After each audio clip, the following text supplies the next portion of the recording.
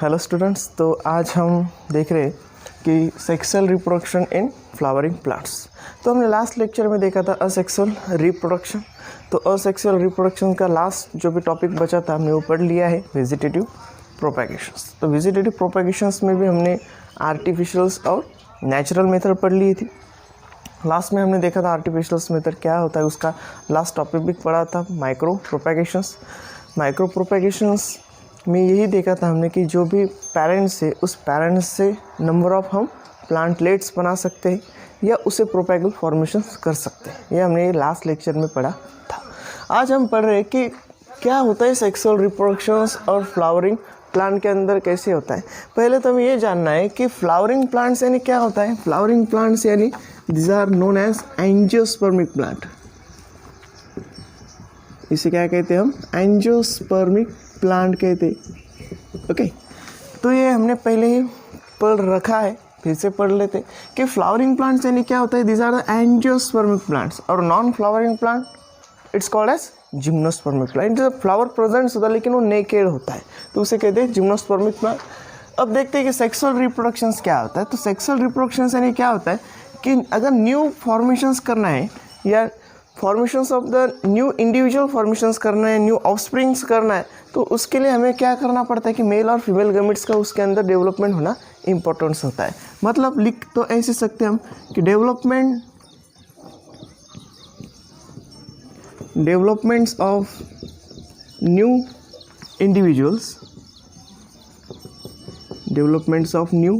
Individuals through या formations of male और female to, उसके अंदर क्या आ सकते हैं? गैमेट्स आ सकते हैं। Formations and fusion.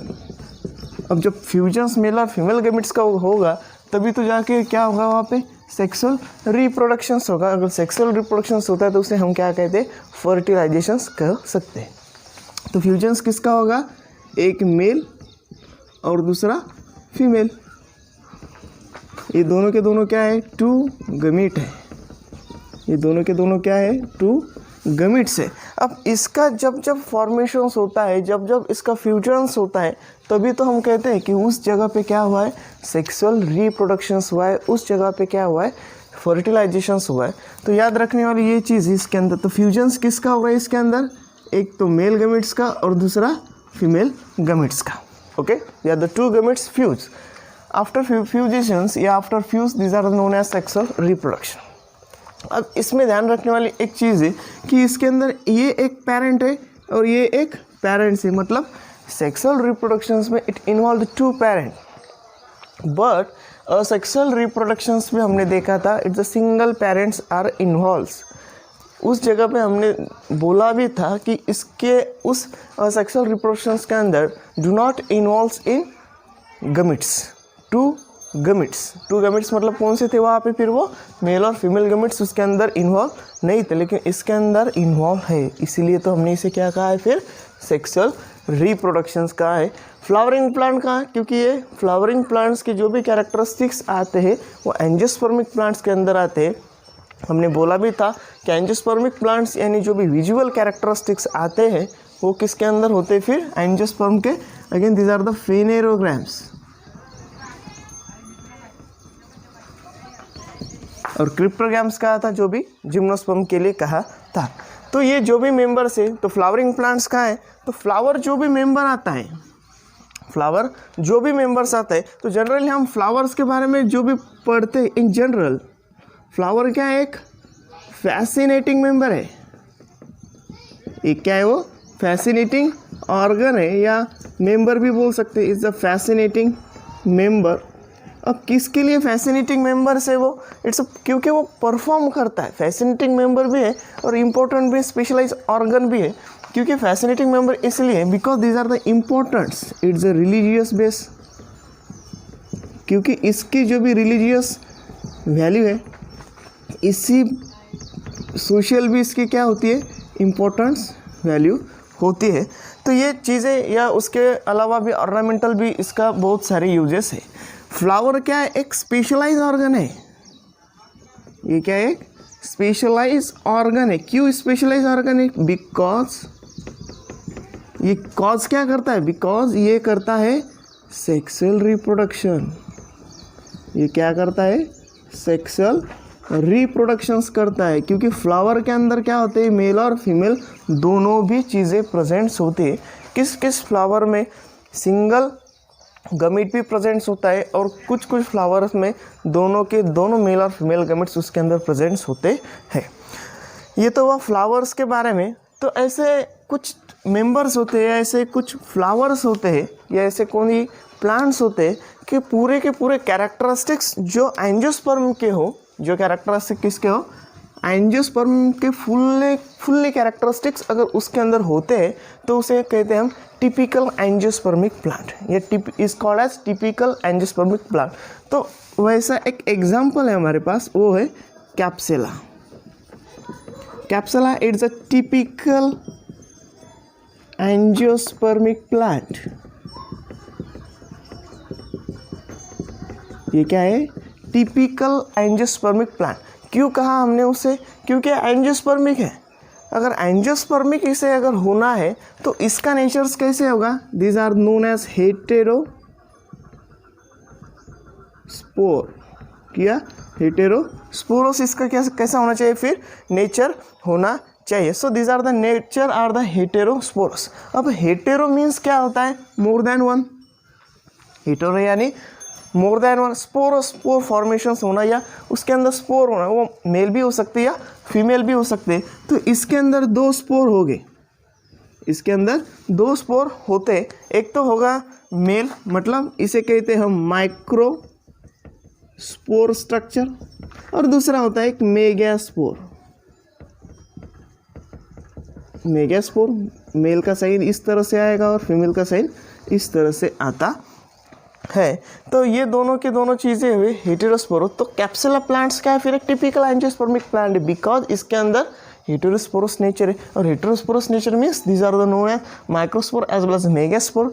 दोनों के दोनों गमीट्स इसके अंदर क्या कर सकते हैं? फ्यूजन्स कर सकते हैं। इसीलिए तो हमने इसे क्या कहा है? फिर इट्स टिपिकल एंजियोस्पर्मिक प्लांट कहा है। तो फ्लावर किससे मॉडिफाइड होता है? फिर फ्लावर कहाँ पे प्रेजेंट्स होता है? ज़मीन के अंदर कभी फ्लावर डेवलप नहीं होते। हमने पहले भी पढ़ा है कि जो भी नेचर्स होता है कि these are known as shoot parts और these are known as underground parts. It's a root, कि इस तरह से इस जगह पे क्या होते हैं? रूट्स फॉर्मेशंस होते हैं। ऊपर जो भी फॉर्मेशंस होता है उसे शूट फॉर्मेशंस होते हैं। तो जो भी फ्लावर है, तो फ्लावर डेवलप किससे हुआ है? फिर फ्लावर डेवलप या फ्लावर इज अ मॉडिफाइड किसके थ्रू हुआ है? फिर ये शूट। किसके थ्रू हुआ है? फिर ये शूट। ऐसे कहा था अकॉर्डिंग टू गोथ, साइंटिस्ट है, इसने कहा था कि भाई फ्लावर इज मॉडिफाइड किसके थ्रू हुआ है या किसके वजह से हुआ है? ये शूट के वजह से हुआ है। और हमने लास्ट लेक्चर में भी पढ़ा था कि जो भी एक्सप्लांट हमने लिया था माइक्रो प्रोपेगेशंस के लिए, वो किससे लिया था? शूट अपाइकल मेरिस्टेमेटिक टिश्यू, क्योंकि उसी जगह से नंबर ऑफ ऑर्गन या नंबर ऑफ ब्रांचेस अराइज होते हैं या ग्रोथ होने वाली जो भी चीज़ें है वो उससे ही फॉर्मेशंस होती है। तो ये हुआ इसके बारे में कि फ्लावर क्या है। तो इतना फ्लावर के बारे में देख ही रहे तो फ्लावर का थोड़ा सा स्ट्रक्चर भी देख लेते। तो यहाँ पे हम थोड़ा सा हेडिंग डाल लेंगे कि स्ट्रक्चर ऑफ फ्लावर। बहुत सिंपल है और एक सबसे बेसिक स्ट्रक्चर से ये सबको पता भी होता है, फिर भी हम एक बार इसे पढ़ लेते हैं सिलेबस के हिसाब से। तो फ्लावर के स्ट्रक्चर्स में अगर देखना चाहोगे तो ये होता है उसका सबसे important parts. Again these are the female parts. ये कौन सा होता है? Female parts. और इस पार्ट्स को कहते हैं हम स्टिग्मा। इस पार्ट्स को क्या कहते हैं हम? स्टिग्मा। और ये जो भी चीज़ें आती है तो ये थोड़ी सी याद रखने वाली पार्ट्स होता है स्टाइल, और ये होती है यहाँ पे ओवरी। ये क्या होती है यहाँ पे? ओवरी। ये तीनों मिलाकर हम इसे कहते हैं कार्पेल। या इसे कहते हैं हम गायनोशियम। ओके, इसे क्या कहते हैं हम, कार्पेल कह सकते हैं या गायनोशियम्स कह सकते हैं। तो ये क्या हुई फिर, ये again these are the female, ये क्या हुआ स्ट्रक्चर्स। ये साइन किसका लिखा हमने, फीमेल का लिखा। ये साइन किसका होता है फिर, ये फीमेल का होता है। इसके बाद में इसके साइड में लाना है हमें मेल स्ट्रक्चर्स। इसके साइड में क्या लाना है हमें, मेल स्ट्रक्चर। तो मेल स्ट्रक्चर लाने के लिए हमें इसके साइड वाले पे क्या करना होगा, इस तरह से स्ट्रक्चर निकालने होते। ओके, तो ये जो भी मेल का जो भी पार्ट्स आता है, ये टिप पोजीशंस जो भी होता है, जो भी स्वेलन पार्ट्स होता है, उसे कहते हैं हम स्टेमन। उसे क्या कहते हैं हम, स्टेमन। इससे स्टेमन जिससे कनेक्ट होता है वो होता है फिलामेंट। वो क्या होता है उसका, फिलामेंट। इस दोनों को मिलाकर हम उसे कहते हैं एंड्रोशियम। उसे क्या कहते हैं हम, androecium. Again these are the male parts, male reproductive parts. Okay, वो साइन हमें दे दिया है। अब उसके बाद में आता है फैसिनेटिंग मेंबर थोड़े से, वो कौन होते हैं फिर, कार्पेल, सॉरी वो होता है उसका पेटल्स। तो ये हुआ उसका पेटल्स।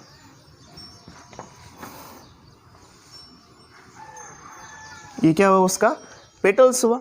सो इसे हम लिख लेते हैं यहाँ पे, पेटल कहते हैं इसे। उसके बाद में आता है एक लास्ट वन जो भी ग्रीन कलर का होता है, लेकिन हम ग्रीन कलर नहीं दिखा रहे। इसे कहते हैं हम सेपल। इसे क्या कहते हैं हम, सेपल्स कहते हैं। अब जिस पे ये प्रेजेंस होता है, ये जिस पे ये बेसिस होता है, उस पार्ट्स को कहते हैं हम थैलामस। उस पार्ट्स को क्या कहते हैं हम, थैलामस। और थैलामस का जो भी बेसिक पार्ट्स होता है, जिस पे टिका होता है पूरा का पूरा फ्लावर्स, उसे कहते हैं हम पेडिसेल। उसे क्या कहते हैं हम, पेडिसेल। तो एक ये जनरल स्ट्रक्चर है फ्लावर का, कि कुछ भी कोई भी फ्लावर्स देखा जाए तो ये कॉमन स्ट्रक्चर जो भी एंजियोस्पर्म के पाए जाते हैं, जैसे कि टिपिकल फ्लावर के पाए जाते हैं, तो this are the present structure. तो ये अल्टरनेटिव नाम इसके याद रखना है कि जैसे कि सेपल्स हो तो इसे कहते हैं हम calyx, sorry this are known as calyx. इसे कहते हैं हम करोला, इसे कहते हैं एंड्रोशियम, इसे कहते हैं गायनोशियम्स। ओके, ये इसके कॉमन नेम होते हैं। अब देखना ये है कि इसके पोजीशंस कौन कौन से होते हैं। तो सेपल हुआ, पेटल्स हुआ। अब ये जो भी थैलामस का जो भी स्ट्रक्चर्स हमें दिख रहा है, तो इस थैलामस के स्ट्रक्चर्स को हम देखते हैं कि ये शेप जो भी होता है, this are the known as dome shape. ये स्ट्रक्चर्स दिखाई जो भी देता है वो कैसे होता है, डोम शेप में होता है। या इसके साइड वाला जो भी पेडिसेल्स होता है, it's a look like parts of stalk like structures. इसे कहते हैं, ये जो भी मेंबर्स है ये पूरे के पूरे इम्पोर्टेंट्स है। अब देखना ये है कि ये स्ट्रक्चर ऑफ फ्लावर्स में सबसे इम्पोर्टेंट चीज़ कौन कौन सी, वो याद रखेंगे हम।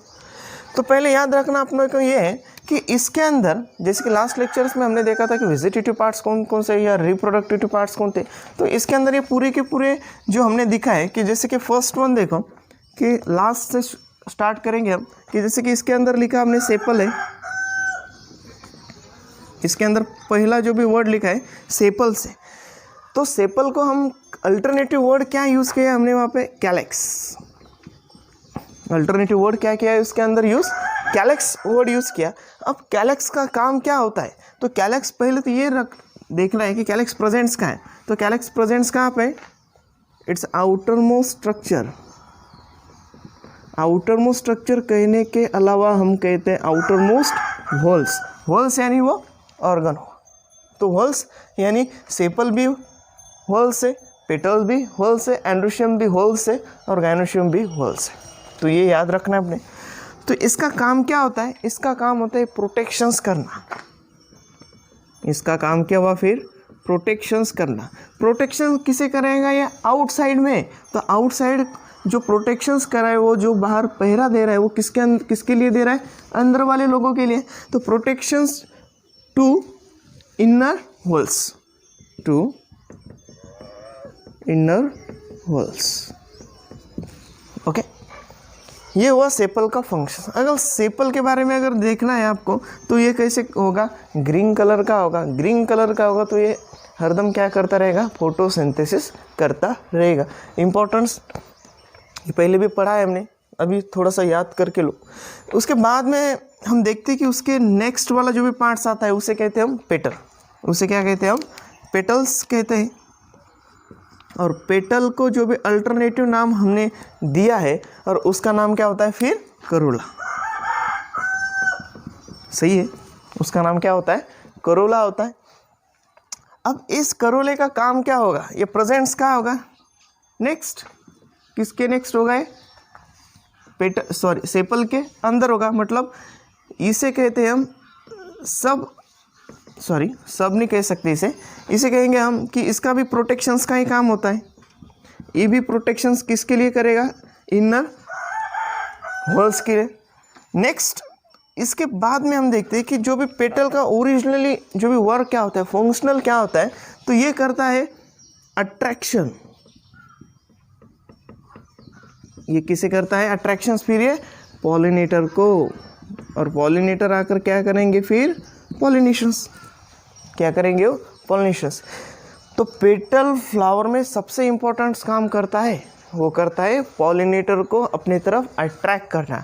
अगर ये एक बार पेटल्स पॉलिनेटर को अट्रैक्ट कर सके तो वहाँ पे पॉलिनेशंस इजीली होगा। पॉलिनेशन इजीली होगा तो जो भी हमारा एम है सेक्सुअल रिप्रोडक्शन वो इजीली हो जाएगा। ओके, तो ये हुआ पेटल्स के बारे में, ये थोड़ा सा ओवरव्यू देख रहे हैं हम। उसके बाद में देखते हैं कि पेटल्स के बाद किसका नंबर आएगा, again this are the male reproductive whorls. उसका क्या आएगा, अगेन उसके बारे में हम ऐसे लिख सकते हैं कि उसको एंड्रोशियम लिखेंगे। ओके, उसको क्या लिखेंगे हम, एंड्रोशियम। तो एंड्रोशियम्स क्या है, again this are the male reproductive whorls. Okay, तो इसका काम क्या है, पहले तो ये याद रखना है कि ये मेल है, ये क्या है, मेल रिप्रोडक्टिव पार्ट्स है। अगर मेल रिप्रोडक्टिव पार्ट्स है तो इसके अंदर आता है स्टेमन। मतलब ये तीनों पार्ट्स में डिफ्रेंशिएट्स करता है कि एक पहला तो स्टेमन होता है, दूसरा होता है फिलामेंट जो हमने ऊपर लिखा है। ओके, तो फिलामेंट का अगर टीएस लोगे, ट्रांसफर सेक्शंस अगर लोगे, तो इसका अंदर आता है एंथर। ओके, और एंथर को हमने इसके बाद में ही पढ़ना है, डिटेल में पढ़ेंगे हम। पहले तो ये बेसिक है, इंपॉर्टेंट से याद रखना है। इसके बाद में आता है गायनोशियम। उसके बाद में कौन आता है, gynoeciums. Again gynoeciums again male female reproductive parts है। गायनोशियम्स के अंदर क्या आएगा फिर स्टिग्मा आएगा, स्टाइल आएगी और ओवरी आएगी। स्टाइल, ओवरी और स्टिग्मा, ये तीनों की तीनों इसके अंदर आते हैं। तो इसका भी काम, जो भी स्टाइल का काम होता है, जो भी पोलन ग्रेन्स आते हैं, जैसे कि हमने पॉलिनेशंस पढ़ना है, डिटेल में पढ़ना है हमें कि pollen transfer into the stigma, इसे कहते हैं हम पॉलिनेशंस। वो भी स्टिग्मा करेगा, लैंडिंग पार्ट्स है। ये हुआ एक basic information part for the flower. उसके बाद में थैलेमस का भी डोम शेप्स होता है, जो भी पूरे के पूरे नोड इसके ऊपर प्रेजेंट्स होते हैं। उसके बाद में हमने देखा कि पेडिसेल जो भी स्टार्क लाइक स्ट्रक्चर्स होता है। पेडिसेल जैसे कि फ्लावर से जब इन्फ्लोरेंसेस में आपने पढ़ा होगा तब इसका नाम चेंज होता है। तो ये पढ़ लिया हमने कि these are the conditions parts for the flower. इसके बाद में हमें पढ़ना है कि ये जो भी नोड और इंटर नोड में डिफ्रेंशिएट्स होते हैं, कि जैसे हमने देखा कि ये थैलामस है, कि थैलामस के ऊपर वाला पार्ट्स कौन सा होता है, फिर कौन सा होता है, जैसे कि सेपल्स हो, पेटल्स हो, एंड्रोशियम्स हो या गायनोशियम्स हो। तो इसके बारे में थोड़ा सा हमने और पढ़ना है कि इसके बाद में कि जैसे कि 2-4 टर्म्स अलग से आई है, कि जैसे कि एंथोपोर है, जैसे कि क्या है, एंथोपोर कहने से तो अच्छा इसे PHORE, ओके, एंथोपोर कहते हैं। तो एंथोपोर एक क्या है, एक पोजीशन से, एंथोपोर क्या है, पोजीशन से। फॉर एग्जांपल हमने लिखा कि यहाँ पे क्या है, ये क्या लिखा हमने यहाँ पे लिखा, these are the structure parts for the petal. और ऊपर क्या लिखा हमने, पेटल्स। और सेपल और पेटल की जो भी नोड है, सॉरी नोड नहीं, इंटरनोड स्ट्रक्चर से, उस इंटरनोड स्ट्रक्चर की जो भी दूरियां है, उस दूरिया को मिटाने वाली जो भी कंडीशंस है, उस कंडीशंस को हम कहते हैं एंथोपोर। मतलब ये कंडीशंस कौन सी होती है, बिटवीन, ये कंडीशंस क्या होती है, between calyx and Corolla. Okay, between calyx and Corolla structures. Okay, it's between the structure part for the calyx और करोला। और ये जो भी कंडीशंस एग्जाम्पल में हमने देखना है कि ये एग्जाम्पल पाया जाता है डायंथस स्ट्रक्चर, ये हमने पहले ही पढ़ रखा है, डायंथस फ्लावर्स। ओके, तो ये प्लांट्स के अंदर आएगा। एंथोपोरस यानी क्या, बिटवीन द कैलिक्स और करोला कंडीशंस, उसे कहते हैं एंथोपोर। इसके बाद एक छोटी सी एक टर्म्स और आते हैं कि एंड्रोपोर। एंड्रोपोर ये भी बिटवीन द कंडीशंस है। मतलब फॉर एग्जांपल याद रखना है आपको कि ये नोड हो गए, सॉरी ये नोड हो गए और इसके बीच वाला इंटरनोड स्ट्रक्चर्स होता है। यहाँ पे अगर सेपल प्रेजेंट है, ओके, यहाँ पे अगर पेटल प्रेजेंट है, यहाँ पे अगर एंड्रोशियम प्रेजेंट है, यहाँ पे अगर गायनोशियम प्रेजेंट है। ओके, तो ये बीच वाली जो भी कंडीशंस है, तो इस कंडीशंस को हम क्या कह रहे हैं, एंथोपोर। अब इसके बाद में ये क्या आएगा, पेटल्स और एंड्रोशियम। मतलब यहाँ पे क्या लिख सकते हैं हम, कैलिक्स, करोला, एंड्रोशियम, गायनोशियम। मतलब इसका जो भी बिटवीन आएगा वो किसके अंदर आएगा, करोला। ओके, करोला और एंड्रोशियम। ओके, ये करोला और एंड्रोशियम के अंदर आता है।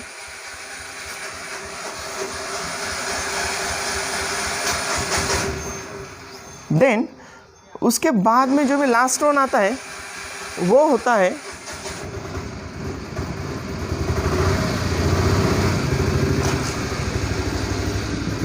गायनेंड्रोफोर। वो क्या होता है, गायनेंड्रोफोर। मतलब गायनेंड्रोफोर कह सकते हैं या उसे गायनोफोर भी कह सकते हैं। मतलब सिंपल तो यही लिखेंगे हम, गायनोफोर। ये क्या होता है, गायनोफोर्स होता है। अब बचा कौन है, एंड्रोशियम्स, बिटवीन एंड्रोशियम और गायनोशियम।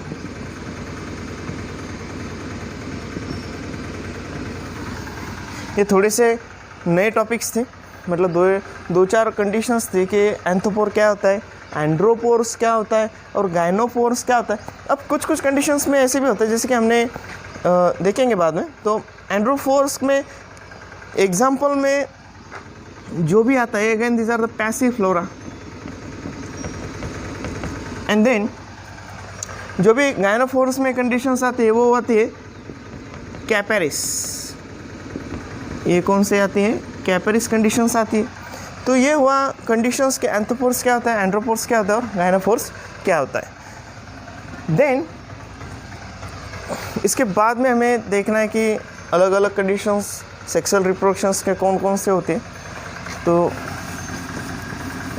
हमने सेक्सुअल रिप्रोडक्शंस क्या होता है, इसकी कंडीशंस क्या होती है, फ्लावर का स्ट्रक्चर्स क्या होता है, फ्लावर्स में कौन कौन से व्हर्ल्स कौन कौन से होते, तो ये हमने अभी पढ़ लिया। तो ये आपको अच्छे से याद रखना है क्योंकि इसके बेसिस पे ही पूरा हमारा सेक्सुअल रिप्रोडक्शंस क्या है, डिपेंड्स है। अगर आपको ये पूरा का पूरा याद रहता है और याद रखने के लिए कोई टफ नहीं है, पूरा का पूरा इजी पार्ट्स है और आपको याद रखने में भी वो आसानी होगी क्योंकि फ्लावर्स सभी ने देखा होता है, लेकिन ऑब्जर्वेशंस थोड़ा सा अच्छे से हो तो वो आराम से आ जाएगा। तो ये हुआ दोनों के बारे में। सो सेक्सुअल रिप्रोडक्शंस के जो भी स्टेजेस है वो देखेंगे कौन कौन से होते। सो sexual reproduction, again sexual reproductions के क्या होते हैं, कुछ स्टेजेस होते हैं। कुछ क्या होते हैं इसके अंदर, स्टेजेस होते हैं कि जैसे कि हम देखते हैं कि इसके अंदर पहली जो भी स्टेज आती है वो होती है प्री फर्टिलाइजेशन। वो क्या होती है, प्री फर्टिलाइजेशन। ओके, पहली स्टेज कौन जाती है? Pre fertilisation. नेक्स्ट वन जो भी आती है फर्टिलाइजेशन। नेक्स्ट वन जो भी स्टेज कौन सी आती है फिर? फर्टिलाइजेशंस। उसके बाद में जो भी थर्ड वन स्टेज आती है कि वो होती है post fertilization. Post fertilization, okay, pre, post, okay, और फर्टिलाइजेशन। तो ये सेक्सुअल रिप्रोडक्शंस के 3 स्टेजेस है कि इस 3 स्टेजेस से हमें पूरा का पूरा यूनिट पढ़ना है। तो पहले देखेंगे प्री फर्टिलाइजेशंस में कौन कौन से स्टेजेस आते हैं, ओके। तो ये हुआ फर्स्ट स्टेज, ये हुआ सेकंड स्टेज, ये हुआ थर्ड स्टेज। तो प्री फर्टिलाइजेशंस में पहले हमें देखना है कि ये स्टेजेस आते हैं गमीटोजेनेसिस। गमीटोजेनेसिस ये सबसे इंपॉर्टेंट स्टेजेस होते, पहली स्टेजेस होते कि गमीट फॉर्मेशन होना, आफ्टर गमीट फॉर्मेशन फर्टिलाइजेशन से पहले आना, या मतलब पोलिनेशन के पहले। जो भी गमीटोजेनेसिस मतलब मेल गमीट्स फॉर्मेशन होना या फीमेल गमीट्स फॉर्मेशन होना, किसके लिए? पोलिनेशन के लिए रेडी होना। अब एक बार अगर गमीटोजेनेसिस हो जाए तो क्या होगा? पोलिनेशन होगा। गमीटोजेनेसिस होगा तो क्या होगा? पोलिनेशन होगा। मतलब पोलिनेशन मतलब pollen transfer into the stigma is called as pollination. अब होता है नेक्स्ट वन स्टेजेस, ये होता है फर्टिलाइजेशन। तो फर्टिलाइजेशन में क्या होगा? सिंपल है, फ्यूजन होगी, fusions of male and female gamete, okay. Male and female gametes अगर फ्यूज होते हैं तो उसे कहते हैं हम फर्टिलाइजेशन होते हैं। लेकिन हम देखते हैं कि fertilization again there are the 2 types, okay. Fertilizations again, these are the 2 types. First one is the external and second one is the internal. First कौन कौन से होते हैं? एक्सटर्नल फर्टिलाइजेशंस भी होता है और इंटरनल फर्टिलाइजेशंस भी हो सकता है। अब नेक्स्ट देखते हैं कि आफ्टर फर्टिलाइजेशंस हो गया, मतलब आफ्टर फर्टिलाइजेशन इसके अंदर जो भी पोस्ट फर्टिलाइजेशन के जो भी टॉपिक्स है या उसके अंदर क्या क्या फॉर्मेशन हो सकता है? पहले तो होगा जाइगोट फॉर्मेशन। पहले क्या होगा? जाइगोट फॉर्मेशन होगा। आफ्टर जाइगोट फॉर्मेशंस में उसके अंदर जो भी कंडीशंस आती है, जाइगोट अगर फॉर्मेशंस होगा तो वो फॉर्मेशंस करेगा, एम्ब्रियो फॉर्मेशंस करेगा, मतलब again this are the embryogenesis and then fruits and then seed formation. तो इस तरह से ये 3 स्टेजेस हैं। इस तीनों के तीनों स्टेजेस में हमें पढ़ना है कि सेक्सुअल रिप्रोडक्शंस क्या होता है, ओके।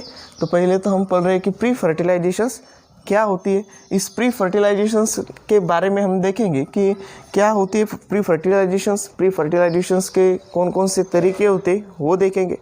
तो प्री फर्टिलाइजेशंस क्या होता है कि pre fertilizations it's actual sexual reproductions की जो भी फ्लावर है, मतलब लिख तो ऐसे सकते हैं कि एक्चुअल इट्स सीन इन, कहाँ पे होगा? फ्लावर पे होगा। Actually seen in flower.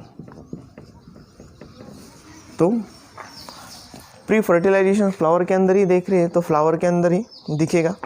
जो भी actual seen in flower conditions होता है, जो भी इन फ्लावर कंडीशंस में मेल और फीमेल दोनों के दोनों गमीट्स प्रेजेंट्स हो गए। एंड्रोशम्स हमने देखा कि जो भी मेल कंडीशंस होता है, जो भी रिप्रोडक्टिव ऑर्गन्स होता है, फीमेल कंडीशंस देखा कि वो क्या होता है? It's the male conditions, again these are the female conditions. इसे कह सकते हैं हम स्टेमन, इसे कह सकते हैं हम स्टिग्मा कह सकते हैं, इसे कह सकते हैं हम एंड्रोशियम, इसे कहते हैं हम gynoecium, okay. So this are the reproductive organ. तो पहले हमें देखना है कि मेल रिप्रोडक्टिव ऑर्गन के बारे में देखना है, ओके। तो हम पढ़ रहे हैं कि मेल रिप्रोडक्टिव ऑर्गन। तो पहली स्टेज हम कौन सी पढ़ रहे हैं फिर?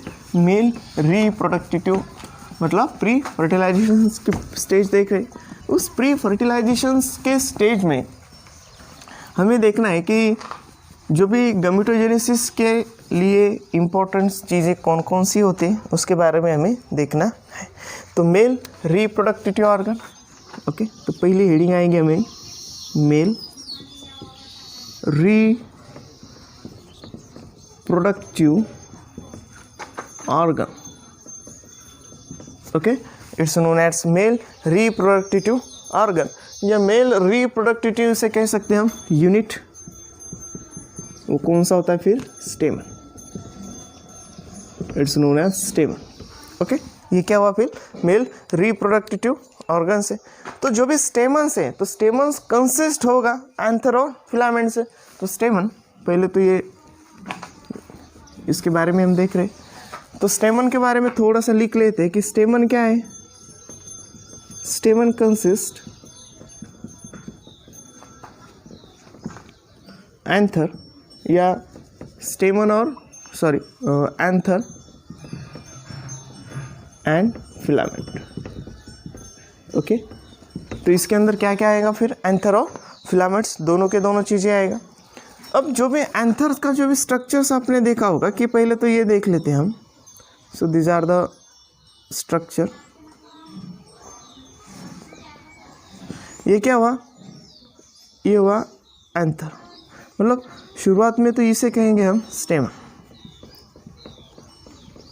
और इसे कहेंगे हम फिलामेंट। ओके, स्टेमन को अगर ट्रांसफर सेक्शंस अगर लेते हो किसका? स्टेमन का, तो ये आएगा एंथर। इसके अंदर क्या आएगा फिर? ये एंथर। कट कैसे करना है? इसे ट्रांसफर सेक्शंस करना है। इसे कैसे करना है? इसे खुल जाएगा। अगर खुल जाएंगे तो इसके अंदर दोनों के दो पार्ट्स ओपन हो जाएंगे। ये स्ट्रक्चर्स दे रखा है, तो ये स्ट्रक्चर्स है बायलोब स्ट्रक्चर। ये स्ट्रक्चर्स कैसा है? Again this are the bilobe structures. ये बाय मतलब दो लोब स्ट्रक्चर्स है। इसके अंदर कितने स्ट्रक्चर है? 2 लोब स्ट्रक्चर्स प्रेजेंट है। 2 लोब मतलब एक सिंगल लोब में आते हैं 2 लोक्यूल्स। एक सिंगल लोब में आते हैं 2 लोक्यूल्स। तो 2 लोब में कितने आएंगे? 4 लोक्यूल्स। 4 लोक्यूल्स आएंगे। अब जब कंडीशंस ऐसी होती है कि बायलोब स्ट्रक्चर्स अगर प्रेजेंट होता है तो उस कंडीशंस को कहते हैं हम डायथिकस कंडीशंस। उस एंथर को कहते हैं हम डायथिकस कंडीशंस या डायथिकस एंथर। ओके, तो इसे क्या कहते हैं हम? डायथिकस एंथर कहते हैं। अब जो भी एंथर का जो भी पार्ट्स आता है, तो एंथर का पार्ट्स हमेशा ये क्या होता है? फर्टाइल नेचर्स, क्योंकि इसके अंदर प्रेजेंट्स क्या होते हैं? मेल रिप्रोडक्टिव पार्ट्स होता है, यानी क्या होता है फिर? वो माइक्रोस्पोर प्रेजेंट्स होता है। और फिलामेंट्स हमेशा ही ये स्ट्रक्चर्स कैसे प्रेजेंट्स होता है? Sterile parts. ये पार्ट्स कैसे होगा? स्टेराइल। ये आपको याद रखना है। स्टेटमेंट वाइज क्वेश्चंस पूछे जाते हैं, और स्टेटमेंट वाइज क्वेश्चंस पे हमेशा यही याद रखना होता है कि फर्टाइल नेचर्स किसे कहेंगे और स्टेराइल नेचर किसे कहेंगे। तो हमेशा जो भी स्टेमन हो, या स्टेमन को हम अल्टरनेटिव वर्ड एंथर यूज़ करते हैं, उसके अंदर एंथर प्रेजेंट्स होता है। और जो भी फिलामेंट्स है वो स्टेराइल नेचर्स का होता है। फिलामेंट्स यानी क्या होता है कि इसके अंदर जो भी स्ट्रक्चर्स आएगा, कनेक्टिव टिश्यू होते हैं, वो भी किस तरह से होते हैं वो भी देख लेंगे हम। तो ये हुआ एक जनरली पार्ट्स की होता क्या है अंदर। तो ये जो भी ट्रांसफर सेक्शंस हमें लेना है कि टीएस ऑफ एंथर कैसे होता है वो देख लेंगे। तो यहाँ पे थोड़ी सी हेडिंग चेंज हो जाएगी। टीएस ऑफ एंथर क्या होगा? ये टीएस ऑफ एंथर की हेडिंग आ जाएंगी। अब ट्रांसफर सेक्शंस अगर ले रहे हैं एंथर का, तो डिटेल में स्ट्रक्चर्स आएगा। तो पहले तो हम उसके बारे में थोड़ा सा डायग्रामेटिक रिप्रेजेंटेशंस ही कर लेंगे पहले। So these are the structures part of anther.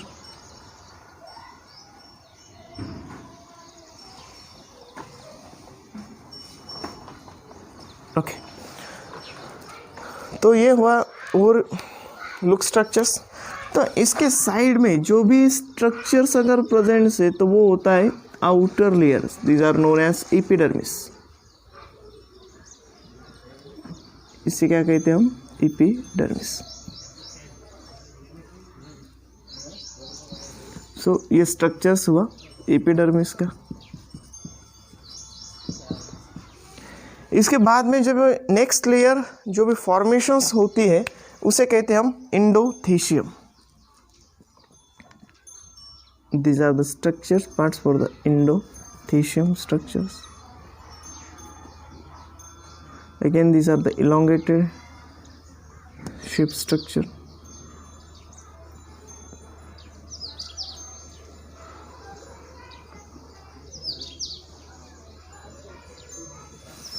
पूरा का पूरा डायग्राम हम नहीं निकाल सकते क्योंकि इतना टाइम हमारे पास नहीं होता है। एक ही लोक्यूल्स बनाएंगे हम, और एक लोक्यूल के डायग्रामेटिक रिप्रेजेंटेशंस में हम पूरा का पूरा पार्ट्स पढ़ लेंगे। तो ये हुई हमारी इंडोथीशियम।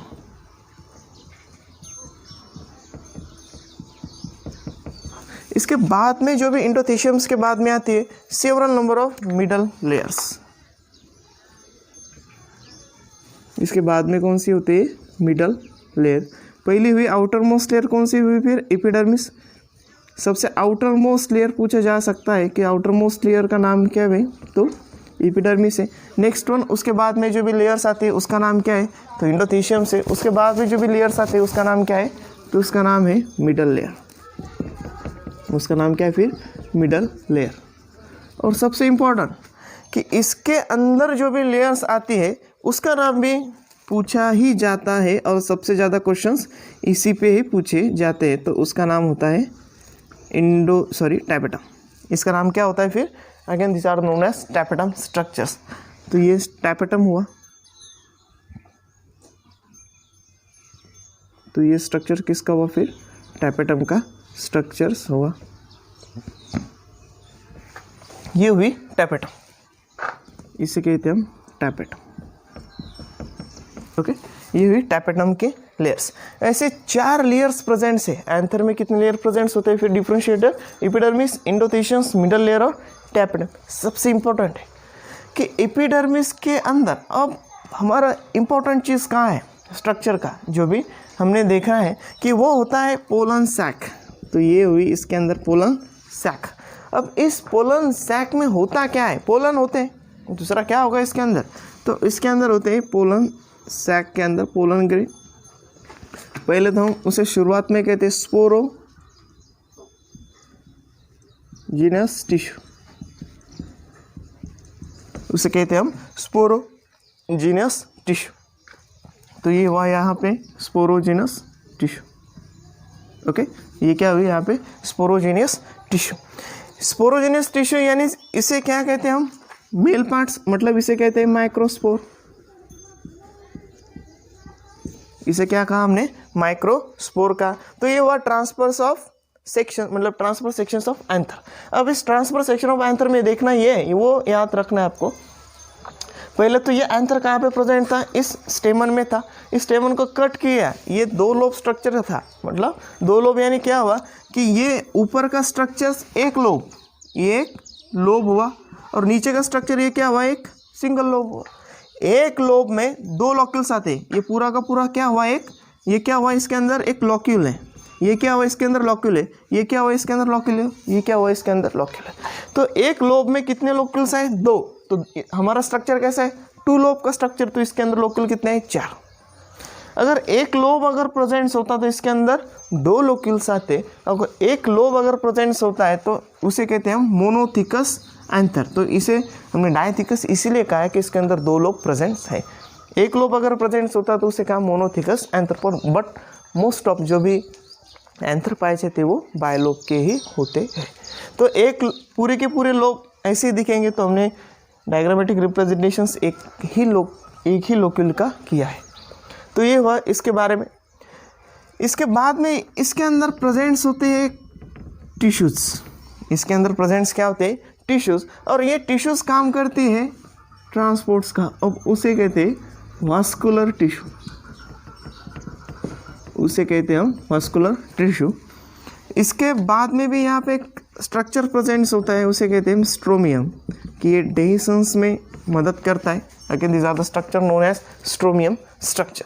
तो ये हुआ एक स्ट्रक्चर कि आउटर मोस्ट लेयर प्रेजेंट्स होती है एपिडर्मिक्स। नेक्स्ट वन लेयर प्रेजेंट्स होती है इंडोथीशियम्स। उसके बाद में प्रेजेंट्स होता है मिडल लेयर। उसके बाद में प्रेजेंट्स होता है टैपेटम। उसके बाद में प्रेजेंट्स होता है स्पोरोजीनियस टिश्यू। तो ये सरासर हमारा स्ट्रक्चर्स हुआ। अब इस स्ट्रक्चर्स में हमें ये देखना है कि ये स्ट्रक्चर के अंदर आने वाली जो भी लेयर्स है उस लेयर का काम क्या होता है। यानी लेयर तो प्रेजेंट है तो लेयर काम तो करेगी कुछ या ऐसी बैठे रहेगी नहीं। तो पहले तो एपिडर्मिस का काम सारे लोगों को पता होगा कि एपिडर्मिस नाम में ही उसका वर्क प्रेजेंट्स होता है। एपिडर्मिस आउटर मोस्ट लेयर है, सबसे आउटर मोस्ट लेयर है। ओके, अब आउटर मोस्ट लेयर के अलावा इसका काम होता है प्रोटेक्शंस करना।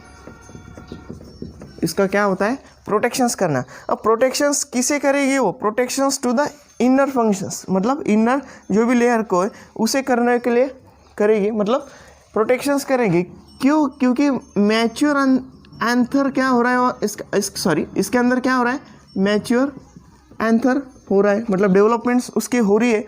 और इसकी जो भी टेंजेंटियल या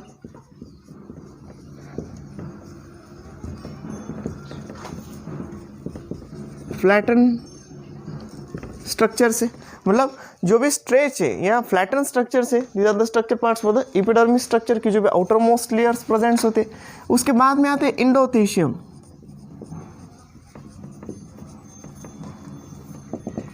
उसके बाद में कौन सी आती है? इंडोथेशियम्स। तो इंडोथेशियम्स हम देखते हैं कि वो होते हैं सिंगल लेयर प्रेजेंट्स। वो कौन सी होती है? Single layer presents. नेक्स्ट किसके अंदर होगी? वो एपिडर्मिस के नेक्स्ट कौन सी लेयर्स होते हैं? इंडोथेशियम्स। अब जो भी इंडोथेशियम्स है, due to thickening of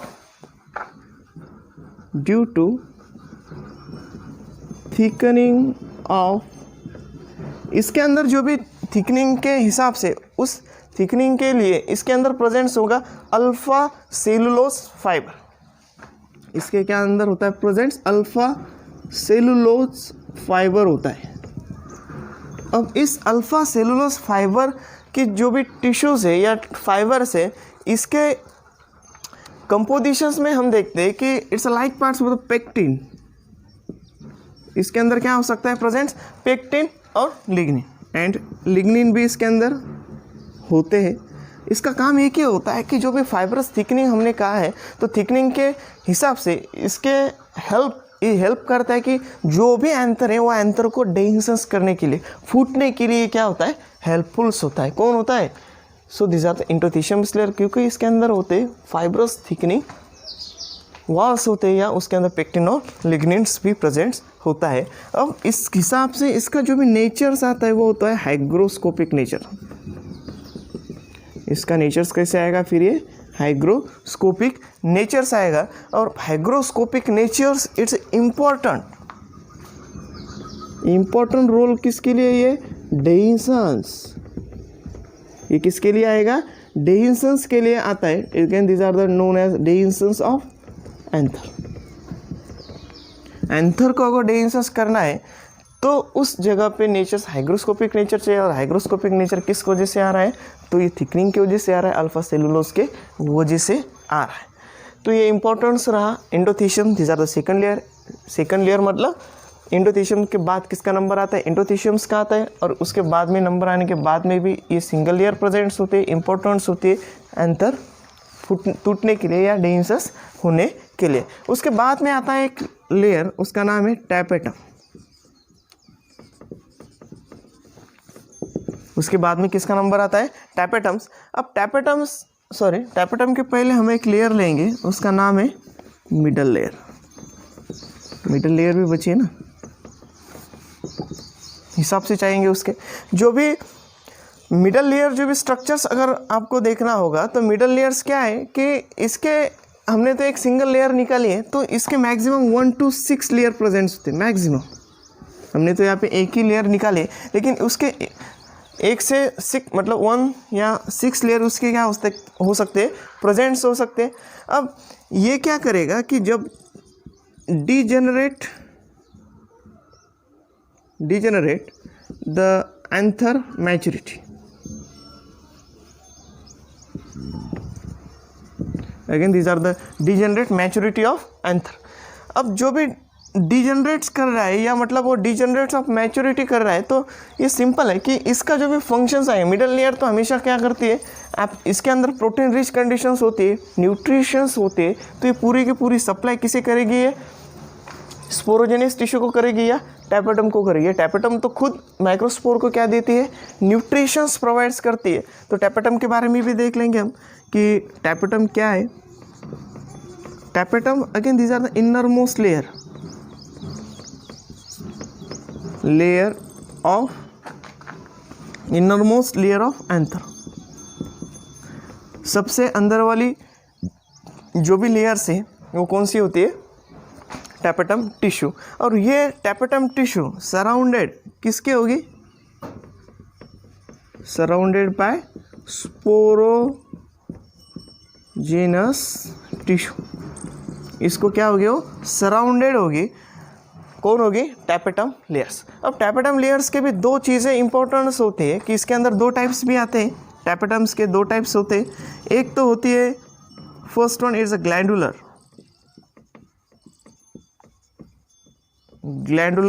tapetum,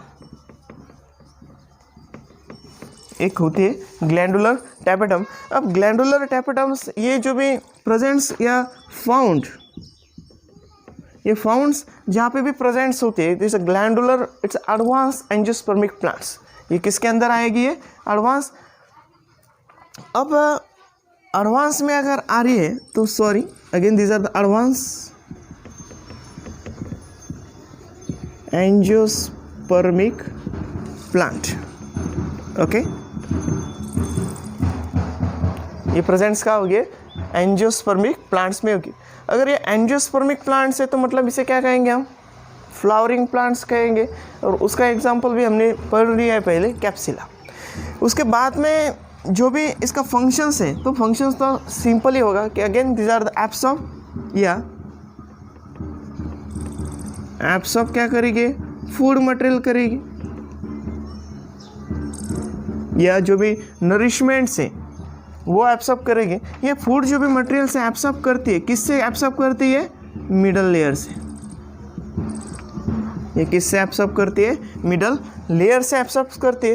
and ये मिडल लेयर से एब्सॉर्ब तो करेगी, लेकिन कुछ सीक्रेट भी करती है। कौन सीक्रेट कर रही है, glandular tapetums. Again these are the secretions, ये सीक्रेशंस करती है माइक्रोस्पोरेंजिया, मतलब सीक्रेट्स इनटू माइक्रोस्पोरेंजिया, मतलब जो भी स्पोर्स है वो, मतलब एक बार सीक्रेशंस इनटू द माइक्रोस्पोरेंजिया, लेकिन क्या करेंगे ये सीक्रेट्स, ये करती है sporopollenins, okay, sorry secretions into the microsporangia, okay. तो ये लाइन हम बाद में लिखेंगे, इसके पहले हमें ये लिखना है कि ये जो भी डीजनरेटिव पार्ट्स है ये इजीली डीजनरेट्स नहीं होती। पहले तो ये लिख लेंगे हम कि डज नॉट इजीली डीजनरेट्स, ये पहले लिख लेंगे, उसके बाद में स्पोरोपोलिन के बारे में देख लेंगे। अब जो भी स्पोरोपोलिन है, तो स्पोरोपोलिन सीक्रेटेड क्या करता है, यूबिस बॉडी, ये इंपॉर्टेंट है याद रखने के लिए। तो स्पोरोपोलिन किसके अंदर सीक्रेट हो रही है, इसके अंदर, किसके अंदर, ग्लैंडुलर टैपेटम के अंदर। तो जो भी स्पोरोपोलिन है, स्पोरोपोलिन कहाँ प्रेजेंट्स होता है, पोलन के ऊपर, यानी पोलन किट जो भी प्रेजेंट्स होते हैं उसके ऊपर प्रेजेंट्स कौन होता है, स्पोरोपोलिन। और स्पोरोपोलिन सीक्रेट क्या करता है, यूबिस बॉडी, यूबिस, या इसे क्या कह सकते हैं, प्रो यूबिस बॉडी भी कह सकते। यूबिस बॉडी क्या करता है, फॉर्मेशंस करता है। और ये एक बार अगर ये यूबिस बॉडी प्रेजेंट्स हो या प्रेजेंट्स आए, मतलब सीक्रेट हो, तो ये डिपोजिशंस किसका करेगा, ये एक्साइन का। ये डिपोजिशंस किसका करता है, ये एक्साइन का करेगा। और एक्साइन कहाँ पे प्रेजेंट्स होता है, माइक्रोस्पोर की लेयर होती है। एक्साइन क्या है, तो ये माइक्रोस्पोर की आउटर लेयर है एक्साइन और इंटाइन होता है। तो एक्साइन के बारे में हमने देखा कि स्पोरोपोलिन से भरी हुई कौन होती है, एक्साइन लेयर। और एक्साइन लेयर किसकी होती है, माइक्रोस्पोर की आउटर लेयर प्रेजेंट्स होती है। अब जो भी आउटर लेयर से तो स्पोरोपोलिन से बनी है, तो ये पहले देखा हमने कि ये ग्लैंडुलर टैपेटम के बारे में लिखा है। इसके बाद में आता है कि नेक्स्ट वन जो भी होता है अमीबॉइड्स टैपेटम्स। ओके, लेकिन this are the amoeboid tapetum. तो ये थोड़ा सा इंडोथीशियम से हम कट कर लेंगे, यहाँ से छोटी सी है। Again this are the अमीबॉइड्स।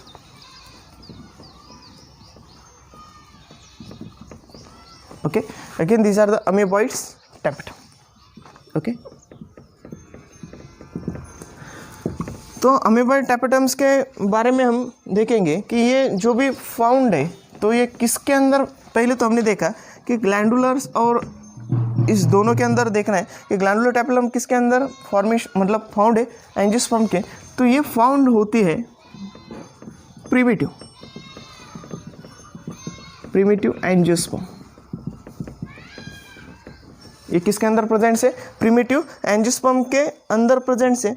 तो टैपेटम अगेन ये भी एब्सॉर्ब क्या करेगी, एब्सॉर्ब जो भी फूड कर रही है ये फूड एब्सॉर्ब भी करती है मिडल लेयर से। ये एब्सॉर्ब किससे कर रही है, मिडल लेयर से, और ये प्रोवाइड करेगी नरिशमेंट्स। ये प्रोवाइड क्या करती है, नरिश करती है। अब ये नरिशमेंट्स अगर प्रोवाइड करेगी तो डेवलपमेंट्स ऑफ द जो भी माइक्रोस्पोर्स है या पोलन सैक्स है तो वो डेवलप होने में क्या होती है, आसानी होती है। तो again nourishment parts for the microsporangia, ये क्या होती है, microsporangia. Okay, so these are the structure parts for the microsporangia. और ये इजीली डीजेनरेट्स होती है, ये इंपॉर्टेंट से याद रखने के लिए, इजीली डीजेनरेट। ओके, ये इजीली डीजेनरेट नहीं होती है, इजीली डीजेनरेट्स होती हैं। दोनों के दोनों नरिशमेंट से एब्सॉर्ब किसके लिए लेते हैं, माइक्रोस्पोर्स के लिए लेते हैं, एब्सॉर्प्शन मिडल लेयर से लेते हैं और प्रोवाइड किसे करते हैं, माइक्रोस्पोरेंजिया को, मतलब जो भी जिसके अंदर माइक्रोस्पोर प्रेजेंट होते हैं। तो ये पोलन सैक यानी इसे क्या कह सकते हैं हम, माइक्रोस्पोरेंजिया।